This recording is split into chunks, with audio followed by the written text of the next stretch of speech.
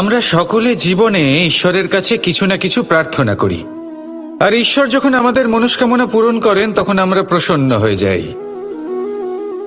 কিন্তু যখন ঈশ্বর আমাদের মনস্কামনা পূর্ণ করেন না, তখন আমরা ভাবি, সন্দেহ করি যে সত্যি ঈশ্বর আছেন।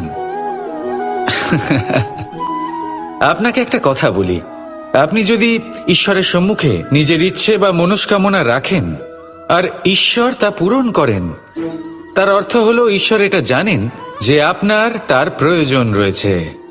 কিন্তু যদি আপনি কামনা করেন আর তা পূর্ণ না হয়, তাহলে শুধু এটা মনে রাখবেন যে ঈশ্বর সেই সব দেখতে পান যা আপনি দেখতে পাচ্ছেন না। দ্বিতীয় কারণ হলো এটা, ঈশ্বর এটা খুব ভালো করে জানেন যে যে ইচ্ছে আপনি রাখছেন সেই ইচ্ছে আপনি নিজের জোরে পূর্ণ করতে পারেন। তাই যদি আপনার ইচ্ছে ঈশ্বর পূর্ণ করেন, তাকে ধন্যবাদ জানান, আর যদি উনি আপনার ইচ্ছে পূর্ণ না করেন, তাহলে আরো ধন্যবাদ জানান। কারণ হয় উনি আপনার মঙ্গল চাইছেন, বা উনি আপনাকে ততটাই যোগ্য বলে মনে করছেন যে আপনি নিজেই নিজের ইচ্ছে, নিজের স্বপ্ন পূরণ করতে পারবেন। নিজের কর্ম করতে থাকুন, জীবনের সামনে এগোতে থাকুন, আর আমার সাথে ভালোবেসে বলুন, রাধা রাধা। আমাদের জীবনে যখন কোনো সুখ বা দুঃখ আসে, তার জন্য আমরা কাউকে না কাউকে অবশ্যই দায়ী করে থাকি, তাই না? এই ব্যক্তি আমাদের সাথে এরকম কাজ করেছেন, তাই আমার সাথে এমন হলো। ওই ব্যক্তি যদি এমনটা না করতেন, তাহলে আজ আমি ওই স্থানে পৌঁছতে পারতাম। সবই আপনার দৃষ্টিভঙ্গির ওপর নির্ভরশীল, আর যদি আপনার দৃষ্টিভঙ্গি এমন হয়, তাহলে তা অনুচিত। সত্যি কথা বলতে, এই সংসারে ভিন্ন ভিন্ন ধরনের মানুষ আছে। এটা আপনার ওপর নির্ভর করছে কিভাবে তাদের স্বাগত জানাবেন। একবার ভাবুন, আমি আমার দুটো হাত সামনে নিয়ে এলাম, দুটো মুঠো খুলে দিলাম। দুই প্রকারের মানুষ আসবেন, কিছু না কিছু দিয়ে যাবেন। এই মুঠো যদি আমি বন্ধ করে দিই, তাহলে না কেউ আমাকে কিছু দিতে পারবে, না আমার কিছু যাবে আসবে। নিশ্চয়ই বুঝতে পারছেন এই দুই ধরনের ব্যক্তি কারা এবং তারা কি দিয়ে যান। আমি যদি নিজের মুঠো খুলে দিই, তাহলে কিছু ভালো মানুষ আসবেন, আমাকে আনন্দ, সন্তুষ্টি, জ্ঞান প্রদান করে যাবেন, ভালো অভিজ্ঞতা দিয়ে যাবেন। কোনো খারাপ ব্যক্তি যদি আসেন, তাহলে তিনিও খারাপ অভিজ্ঞতা দেবেন, যার থেকে আমি শিক্ষা লাভ করব। এই সব কিছু আমি লাভ করতে পারি। মুঠো যদি বন্ধ করে রাখি, তাহলে আমি কিছুই পাবো না। দেখুন, এই সংসারে প্রত্যেকের জীবনে এরকম, প্রত্যেকের জীবনে সবকিছুই আছে, ভালো খারাপ দুই মানুষই আছে, ভালো অভিজ্ঞতা আছে, খারাপ অভিজ্ঞতা আছে। নির্ভর করছে আপনার উপর যে আপনি কি করবেন, এনাদের স্বাগত কিভাবে জানাবেন, কার থেকে কি বুঝবেন, কি শিখতে পারবেন, আর কোন দৃষ্টিভঙ্গি নিয়ে অগ্রসর হবেন। এটাই নির্ধারণ করবে যে আপনার জীবন কেমন হবে। আসুন আমার সাথে ভালোবেসে বলুন, রাধা রাধা। এটা হলো একটা সাদা পাতা। এবার এতে আমি যাই লিখব, সেটাই এর অস্তিত্ব হবে। এতে আমি প্রেমের কিছু কথা লিখে একে প্রেমপত্র বানিয়ে তুলতে পারি। মাতা পিতার জন্য একটা শুভ সংবাদ লিখতে পারি। শত্রুর বিষয়ে সতর্ক করব বলে সেনাকে একটা সংবাদ লিখতে পারি। দ্বারকাবাসীর জন্য কোনো সংবাদ পাঠাতে পারি। যাই লিখব, এই পত্র সেটাই হয়ে উঠবে। সেই রকমই হলো আমাদের জীবন। আমরা যেমন কর্ম আমরা করব, আমাদের অস্তিত্ব এবং ব্যক্তিত্ব ঠিক তেমনই হয়ে উঠবে। যদি আপনি একটা অসাধারণ, উজ্জ্বল এবং সম্মানজনক জীবনযাপন করতে চান, তাহলে তার একটা রহস্য আপনাকে বলি। যেমন কথন হবে, কর্ম তেমন হবে। অর্থাৎ যতটুকু বলেছেন ততটুকুই করুন, আর যতটুকু করেছেন ততটুকুই বলুন। এই একটা নিয়ম যদি আপনারা পালন করেন, তাহলে এই সংসারের সমস্ত পণ্ডিত আপনাকে অবশ্যই সম্মান করবেন। তাহলে এটাই করুন, আর আমার সাথে ভালোবেসে বলুন, রাধা রাধা। কখনো কোনো পাখিকে দেখেছেন? যখন সে প্রথমবার উড়তে চেষ্টা করে, সে বাসা থেকে মাটিতে পড়ে যায়, কিন্তু সে হার মানে না। চেষ্টা করতে থাকে, করতেই থাকে, ডানা ঝাপটাতে থাকে, আর তারপর সে উড়তে শেখে। গোল শালগ্রাম শিলাকে দেখুন, পর্বত থেকে খসে পড়ে, ধাক্কা খায়, জলের প্রবাহ দ্বারা ঘর্ষিত হয়, তারপরে তা শালগ্রামে পরিণত হয়। ভেবে দেখুন, যদি কোনো পাখি প্রথমবার উড়তে গিয়ে এটা ভাবে যে না না, যদি আমি পড়ে যাই তবে, আমার যদি আঘাত লাগে তবে, আর যদি ভয়ের কারণে সে শুরুই না করতে পারে, চেষ্টাই না করে, তাহলে কি সে উড়তে শিখবে? কখনোই নয়। এটাই আমাদের শিখতে হবে, প্রারম্ভ করতে হবে। তা অত্যন্ত গুরুত্বপূর্ণ। যখন আমরা কিছু শুরু করি তখন ভয় করে, কিন্তু যদি এটা না করেন জীবনে কখনো সামনে এগোতেই পারবেন না। হতেই পারে প্রারম্ভ করার পরে আপনি পড়ে যাবেন, বারবার নিচে পড়ে যাবেন, কিন্তু যদি নিরন্তর চেষ্টা করতে থাকেন তাহলে একদিন না একদিন আপনি অবশ্যই সফল হবেন। এই শুরু করাটাই সব থেকে বেশি কঠিন। এর দ্বারা ভয়ভীত হবেন না।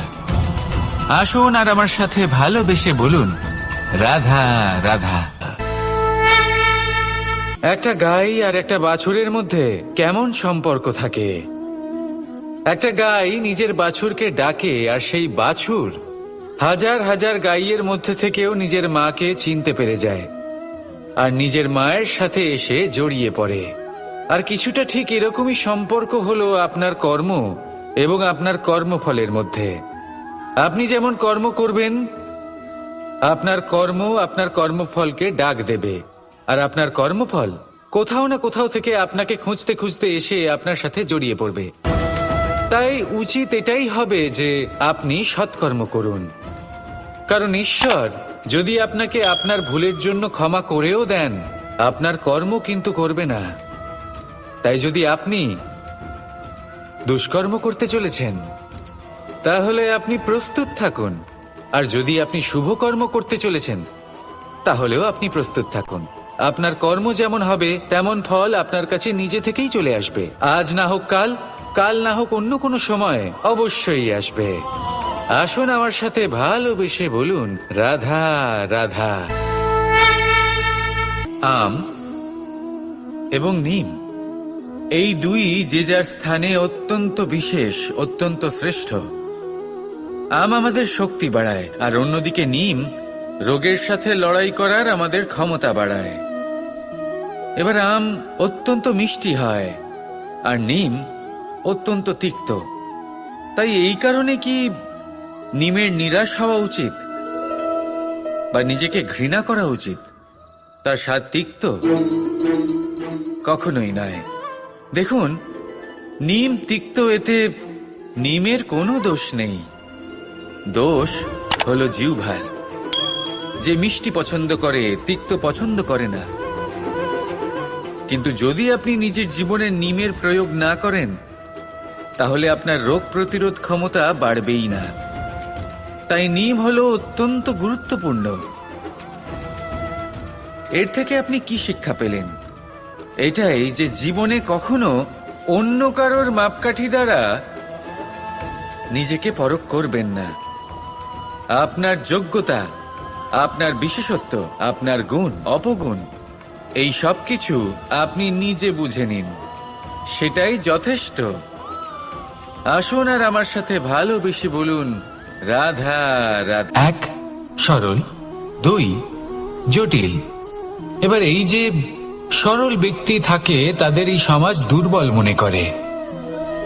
এমনিতে দেখতে গেলে জলও সরল, বায়ুও সরল। ওনারা যেদিকে চাইবেন প্রবাহিত হতে পারেন, এনাদের যে আকার দেবেন সেটাই ধারণ করবেন। কিন্তু এরা বাস্তব রূপ ধারণ করলে তখন কি হয়? এই জল এমন এক ধারায় পরিণত হয় যে অনেক বড় বড় পাথরকে খণ্ডিত করে দিতে পারে। এই বায়ু এমন এক চক্রবাতে পরিণত হয় যা সংসারে বিনাশ ডেকে আনে। তাই যে ব্যক্তি সরল, তার সরলতাকে সম্মান করুন, তাকে সম্মান করুন, তাকে ভালোবাসা দিন। আর আমার সাথে ভালোবেসে বলুন, রাধা রাধা। খেলা খেলতে কে না ভালোবাসেন? আমরা প্রত্যেকেই যখন সময় পাই, সুযোগ পাই, তখনই আমরা কোনো খেলা খেলি। খেলার সময় দুই ধরনের মানুষ ওখানে থাকেন। এক, যারা অংশগ্রহণ করেন, আর দুই, যারা দেখতে থাকেন, যারা দর্শক হয়ে দেখেন, যারা নিজের পক্ষের বিজয়ের ফলে উচ্ছ্বসিত হয়ে থাকেন, পরাজয়ের ফলে শোক পালন করেন, পরামর্শ দিয়ে থাকেন। আর বিজয়ী কে হন? বিজয়ী তিনি হন যিনি অংশগ্রহণ করেন। নির্বাচন আপনাকে করতে হবে আপনি কি করতে চান। আপনি কি খেলোয়াড় হতে চান নাকি আপনি দর্শক হতে চান? যদি আপনি বিজয়ের আনন্দ লাভ করতে চান, সেই রোমাঞ্চ অনুভব করতে চান, তাহলে খেলতে হবে, ময়দানে আপনাকে নামতেই হবে। পরাজয়ের সম্ভাবনার ভয়ের সাথে আপনাকে লড়াই করতেই হবে, বিপক্ষের আহ্বানকে স্বীকার করতেই হবে, খেলোয়াড় হয়ে উঠতে হবে, তবেই এই বিজয়ের সম্ভাবনা থাকবে। আসলে কি, দর্শক হয়ে পরামর্শ দেওয়া অত্যন্ত সহজ, ময়দানে নেমে অংশগ্রহণ করা অত্যন্ত কঠিন। আর এখানে যেটা সহজ তা আপনাকে বিজয়ের পথে কখনোই নিয়ে যাবে না। আসুন আমার সাথে ভালোবেসে বলুন রাধা রাধা।